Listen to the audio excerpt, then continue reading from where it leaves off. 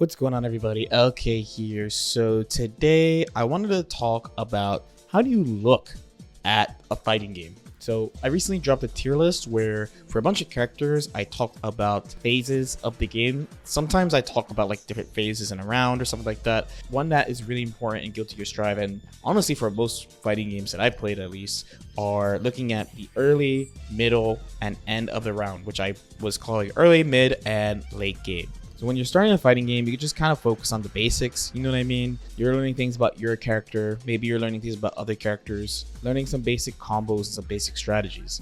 But as you become more advanced, you can break down the game in a bunch of different ways. And what this helps with is examining your character's game plans and other characters' game plans, especially when you're trying to review and figure out what to do. So we're looking at this perspective because it tells us when is a character strong and what should we be looking out for at specific times.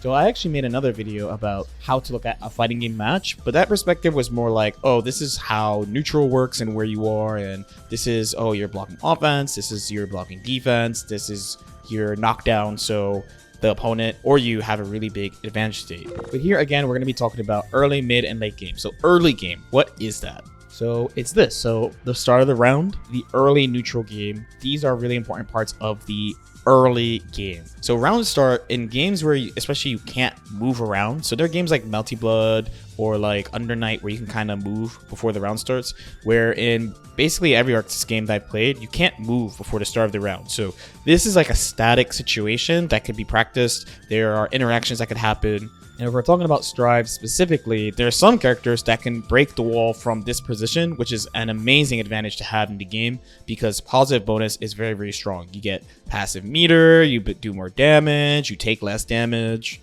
We also have to talk about how a character converts because neither character has resources right now. So I picked Baiken and Leo, so neither of them have a character-specific resource, really. You can argue that Baiken Tether is kind of one because it has a time limit on how long that it lasts. So a big factor in how they interact is how often they are able to convert. So even if it's not a huge conversion, being able to convert off hits in general is just really good. It makes it so you don't have awkward situations like this where you don't really get a combo off what you're supposed to do. So you have to come up with a strategy for the character of what happens if I hit them with a certain move, but I can't combo, and it's different for every character. Another really important thing about early game is win cons that don't require people getting hit.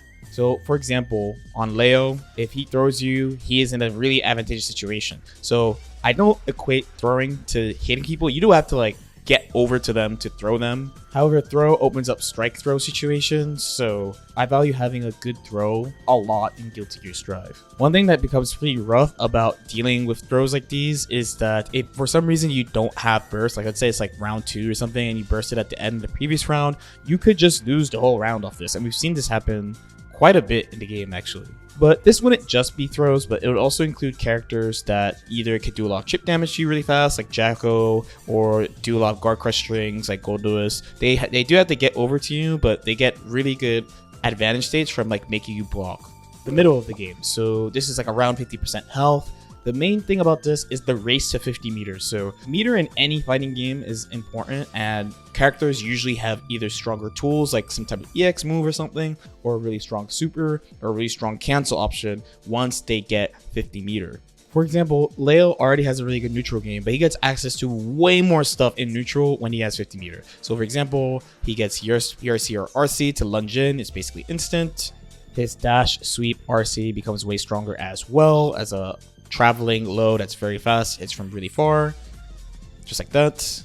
He gets S Fireball PRC just like this to pull up very safely. Normally S Fireball is really vulnerable, but with the meter he can make it safe.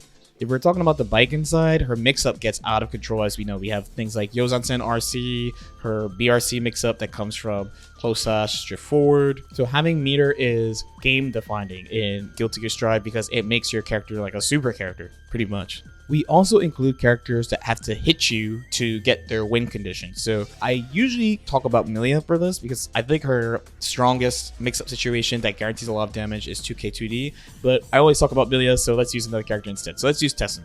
Not that you need to hit them to get Crow to work, but one of the most reliable ways to get it is to hit them. So something like this, and now Testament is much stronger.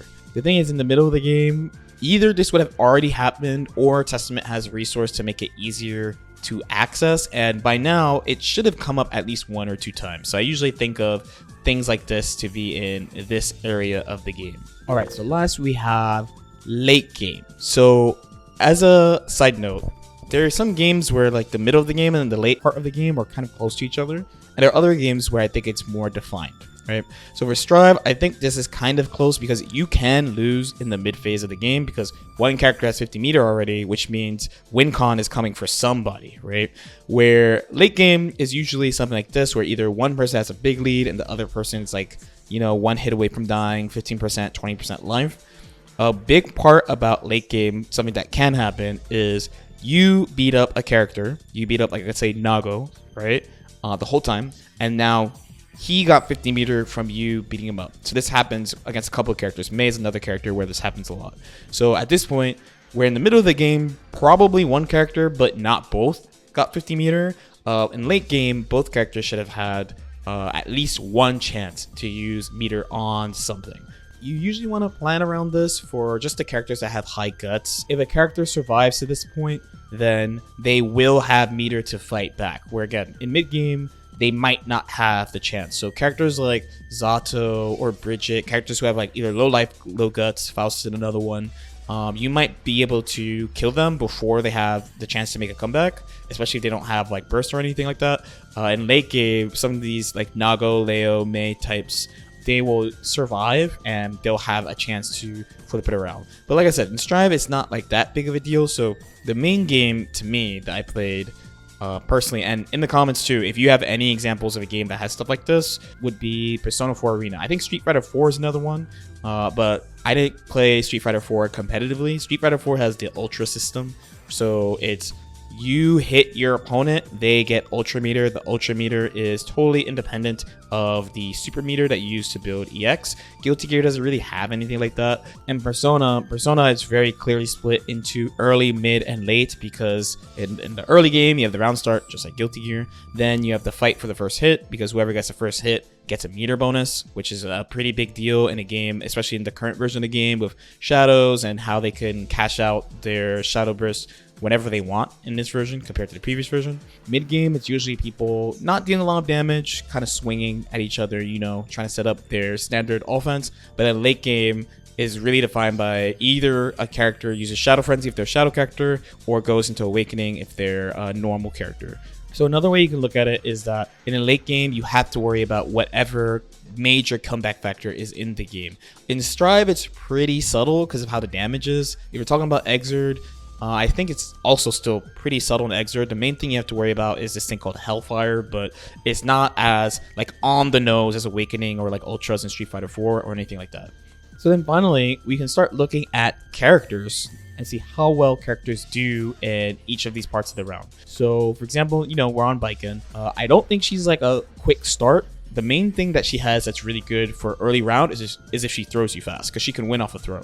But in mid game, she's really good. As we all know, with Baiken, with meter, she has parry shenanigans, she has amazing mix-ups, very safe mix-ups, both to burst, YRC, things that are instant that she could do, right? Just, she has a lot of ways that she could mix you up. And she has high guts too. So there is a chance. So she has like a kind of weird thing where she takes a lot of damage early on, but then she takes way less damage late on. If late game comes, the meter just benefits her because her defense is really, really good.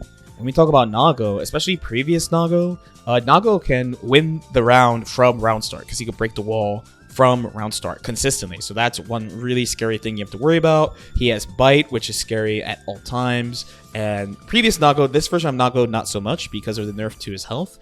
But the previous version, you could be beating him up the whole round and he would get 50 to try to fight back on you. And if he got out of whatever you were doing, then you had the threat to lose again.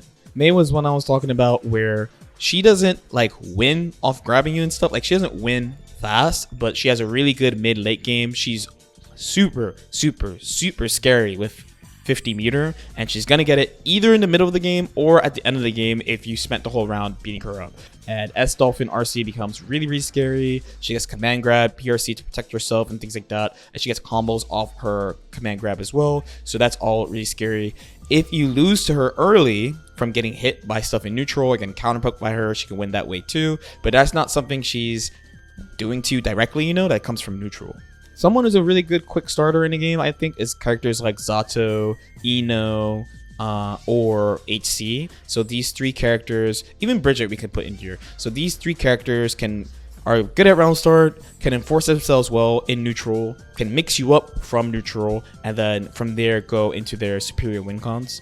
Where like some of the strike throw people, like they can't win like that. Like, oh, I got in on you, cool, but I'm not, for example, doing drills from mid-screen, pinning you down, and then 50-50ing you from like a safe range, or setting up resources preventing you from moving. So then I run in and mix you up from like half screen, or forcing you to run at me because if you don't, I'm going to set up this yo-yo and fly every which way and force myself on you and then 50-50 you.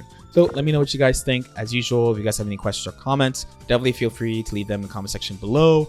I've started my Patreon again. I'm doing viewer request stuff out there. There's also like a $1 tier where I'm trying to put together a bunch of resources that I made in the past that used to be up on sites of SK and stuff like that, but those websites are gone. So I put them all on Patreon if you're interested in that as well. Like and subscribe if you guys feel like it, and I'll see y'all next time. Peace out.